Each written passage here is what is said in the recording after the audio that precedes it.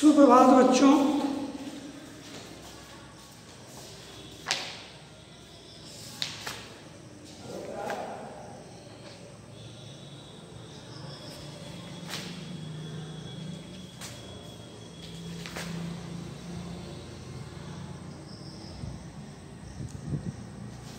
आज मैं आपको पढ़ाने जा रहा हूँ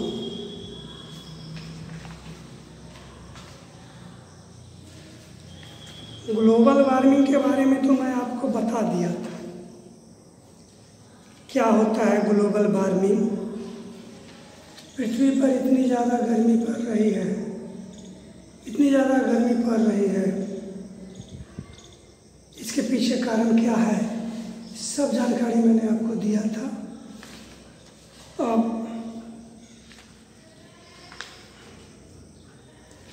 आइए पाठ 10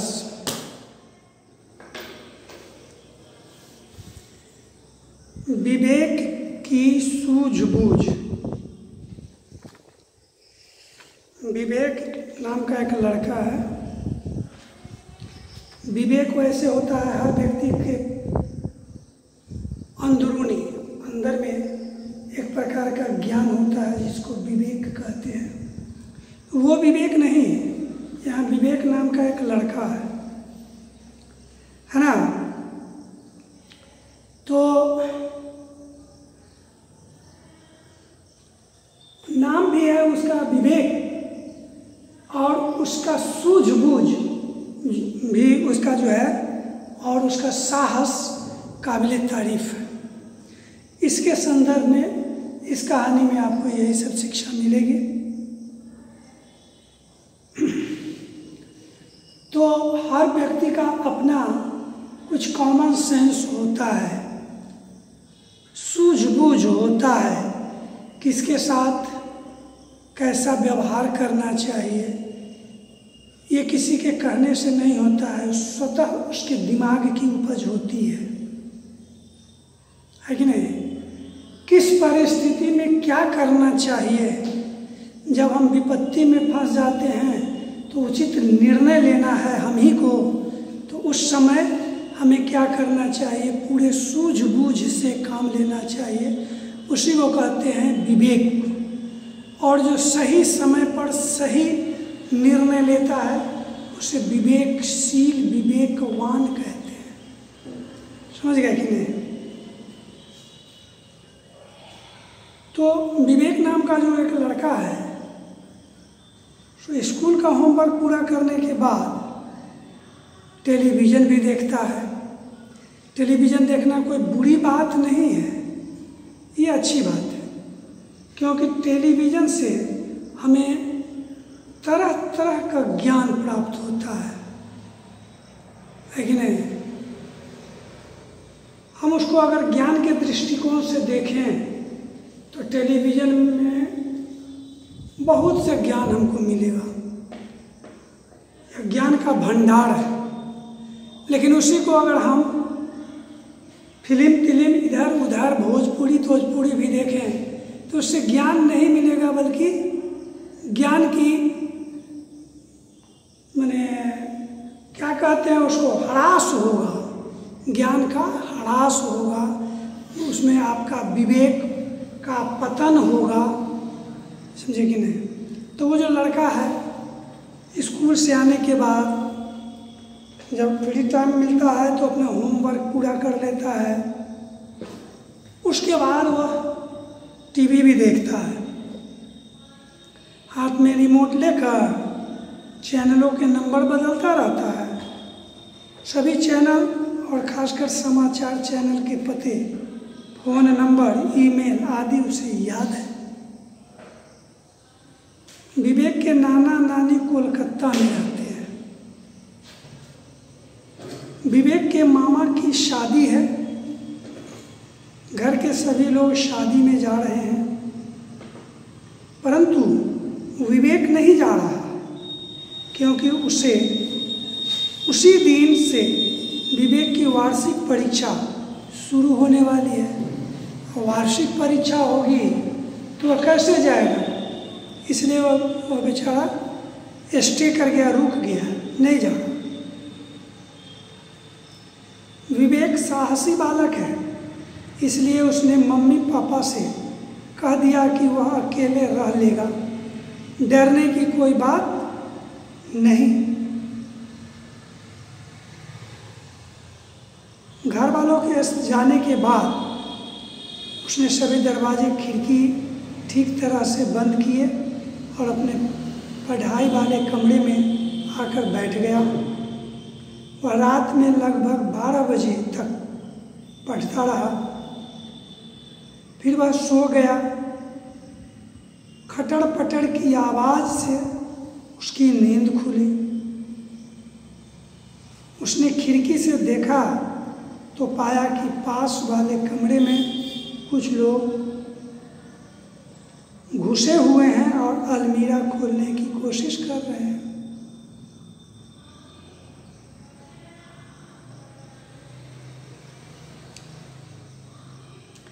तो विवेक के संदर्भ में आपको ये जानकारी अभी तक पढ़ने पर मिली कि वह एक स्कूल का लड़का है, छात्र है, जो समय पर स्कूल जाता है।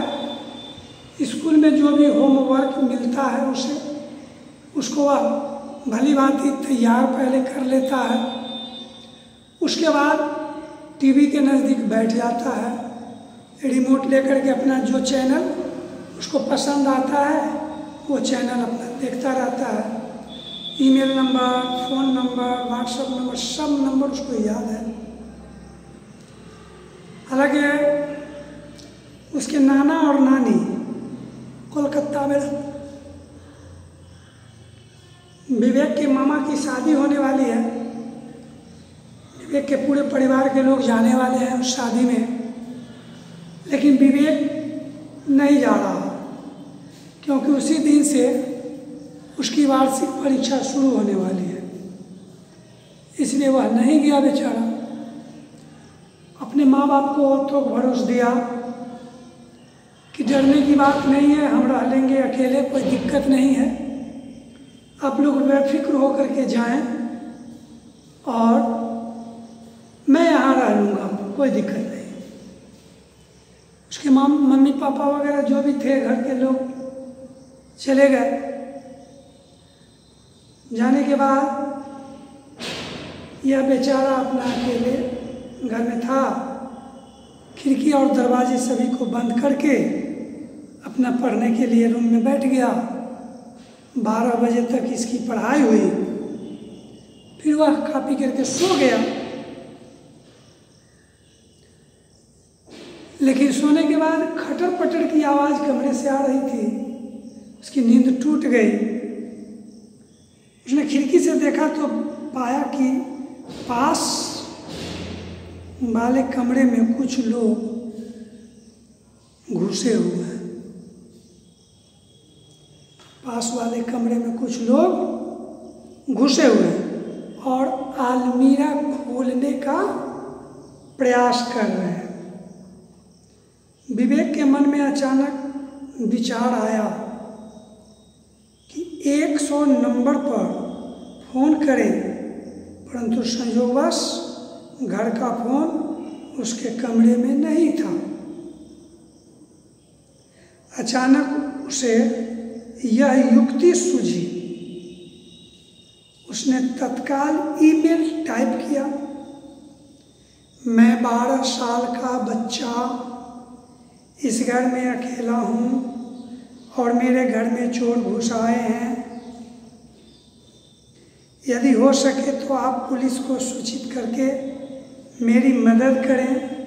देखो 12 वर्ष का बच्चा, इसका कितना सूझबूझ है इसके पास, कितना ही विवेक है इसके पास।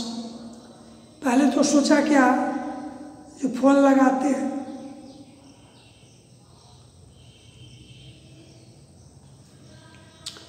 100 पर फ़ोन लगाते हैं, लेकिन कमरे में फ़ोन नहीं था।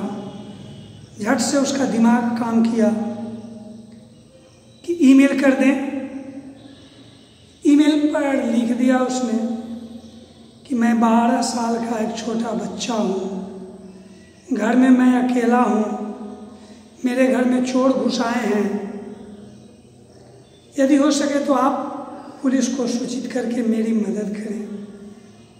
मेरा पता है 205 मॉडल टाउन। विवेक ने ईमेल एक टीवी चैनल को भेज दिया। अब आगे देखिए क्या होता है। ईमेल करके टीवी चैनल वालों को भेज दिया। विवेक के मामा जी की शादी में उपस्थित हुए कुछ बच्चे रात देर तक टीवी देख रहे थे। अचानक टीवी रुक गया और उद्घोषक ने कहा, हमारी कैमरा टीम इस समय विशेष कार्य में लगी हुई है। हम पहले आपको अभियान का लाइव टेलीकास्ट दिखाएंगे। उसी समय स्क्रीन पर विवेक के घर का बाहरी हिस्से का दृश्य दिखाया गया। संवाददाता ने कहा, दोस्तों, आज हम लोग आपको ऐसा कार्यक्रम दिखाने जा रहे हैं जो आपको चकित कर देगा। इस समय घर के मालिक यहाँ नहीं हैं। इस घर में इस समय कुछ खास मेहमान बिन बुलाए घुस आए हैं। तो आइए देखते हैं कि हमारे साथी न्यूज़ चैनलों की टीमें इन मेहमानों का स्वागत किस प्रकार करती है। इतना कहकर वह संवाददाता कैमरे के सामने से हट गया। टीवी पर एक बार फिर विवेक के घर का दृश्य दिखाई देने लगा। विवेक के छोटे भाई हंस ने उस घर को पहचान लिया था। वह दौड़ता हुआ दूसरे कमरे में मेहमानों के साथ बात कर रहे अपने पापा के पास पहुंचा और बोला, पापा पापा, टीवी पर अपने घर का दृश्य दिखाया जा रहा है। पापा कहते हैं, बेटा, वह किसी और का घर होगा। मेरे घर में आज तक कोई शूटिंग नहीं हुई, तो मेरे घर का दृश्य टीवी पर कैसे दिखाया जाएगा?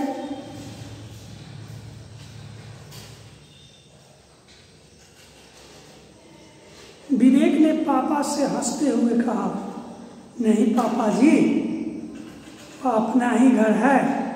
टीवी वालों ने बताया है कि वे वहाँ का लाइव टेलीकास्ट दिखाने जा रहे हैं। ऐसा कार्यक्रम आज से पहले कहीं नहीं दिखाया गया है। हंस ने जोर देते हुए कहा। विवेक के पापा हंस की बात मानने के लिए तैयार नहीं थे,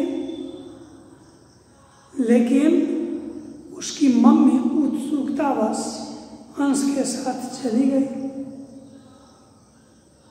अगले ही पल उनकी चीख सुनाई पड़ी, जल्दी आइए, यह तो अपना ही घर है। सभी लोग दौड़कर टीवी वाले इस कमरे में पहुंचे।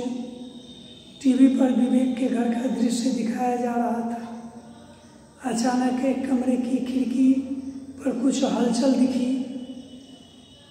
अगले ही पल कैमरा उस खिड़की पर टिक गया और वहाँ का दृश्य स्पष्ट दिखाई पड़ने लगा। तो देखिए, यहाँ विवेक का सूझबूझ। विवेक तो टीवी चैनल वाले को ईमेल कर दिया। ईमेल करने के बाद टीवी चैनल वाले में हड़कंप मची, है कि नहीं? टीवी चैनल वाला उसका दनादन घर का सीन ले लेकर के चारों ओर भेजने लगा टीवी पर। उस दिन रात में उसका छोटा भाई देर रात तक टीवी देख रहा था। संयोग ऐसा हुआ कि उसने भी देख लिया, वो अपने घर को पहचान लिया। उत्सुकतावश वह अपने पापा से जाकर के कहा, पापा कुछ मेहमानों से बात कर रहे थे।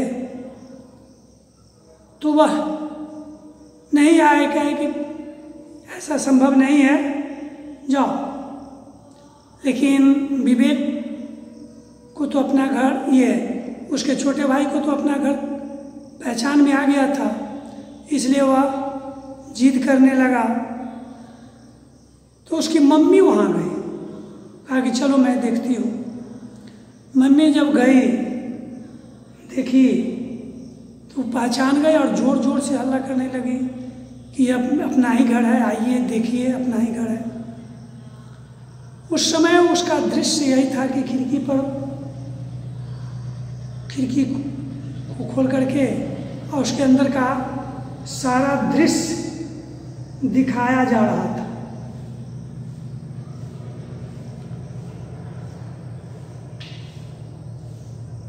एक कमरे की खिड़की पर कुछ हलचल दिखी, अगले ही पल कमरा उस खिड़की पर जाकर टिक गया। वहाँ का दृश्य स्पष्ट दिखाई पड़ने लगा।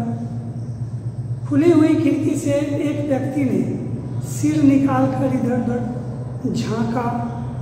चारों ओर छाई शांति को देख वह इत्मीनान से बाहर निकल आया। अगले ही पल खिड़की पर दूसरे व्यक्ति का चेहरा दिखाई देने लगा। उसने एक एक करके गठरियां बाहर खड़े व्यक्ति को पकड़ानी आरंभ कर दी। अरे ये तो चोर है, मेरा पूरा घर लूट कर लिए जा रहे हैं। और ये टीवी वाले चोरों को पकड़ने के बजाय चोरों का लाइव टेलीकास्ट कर रहे हैं। विवेक के पापा गुस्से से उबल पड़े। जब वो सारे दृश्य को उसकी मम्मी और पापा देख लेते हैं तो उनको लगा कि भाई तो सारा सामान मेरे घर का चोरी करके लिए जा रहा है और ये टेलीविज़न वाला सिर्फ लाइव कास्ट करके हम लोगों को दिखला रहा है, चोर नहीं पकड़ रहा है।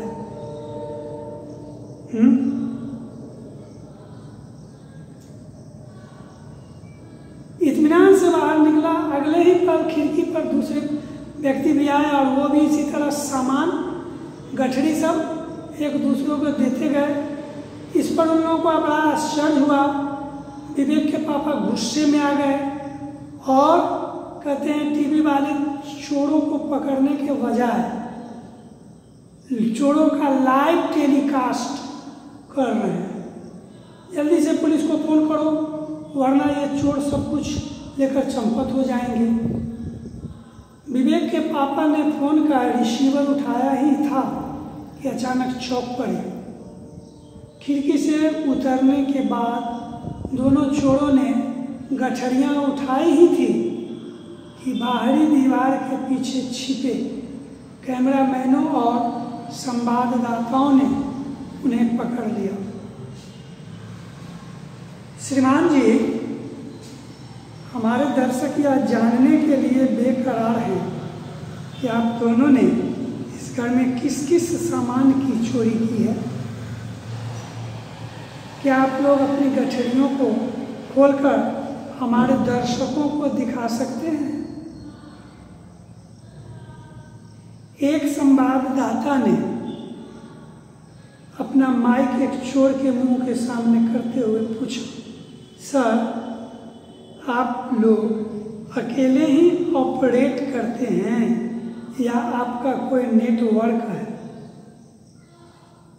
संवाददाता ने अपना प्रश्न फिर दोहराया सर क्या आप लोग सिर्फ चोरियां ही करते हैं या फिर डाके वगैरह भी डालते हैं?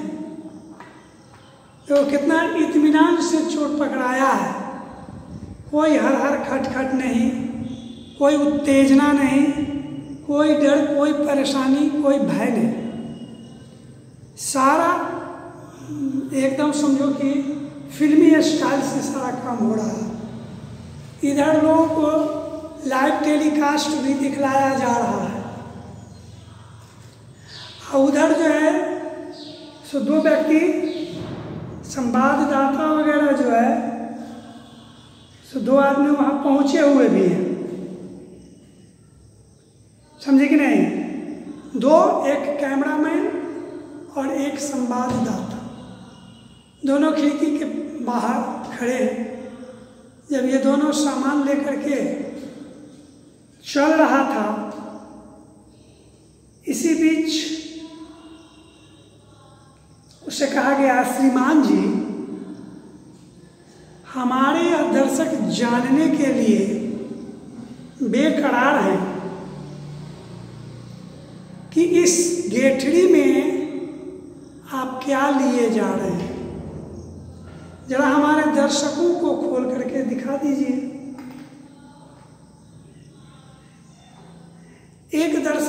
एक संवाददाता ने एक चोर के सामने माइक करते हुए कहता है कि सर क्या आप लोग अकेले ही ऑपरेटर करते हैं? आप लोग अपने ही अकेले ही ऑपरेट करते हैं या फिर आपका कोई नेटवर्क भी है? इस प्रश्न को फिर वह दोहराया। कहने का तात्पर्य यह है कि आप लोग सिर्फ चोरियां ही करते हैं कि डकैती भी करते हैं? तो आगे की जो बात होगी तो फिर कल देखा जाएगा तत्काल में।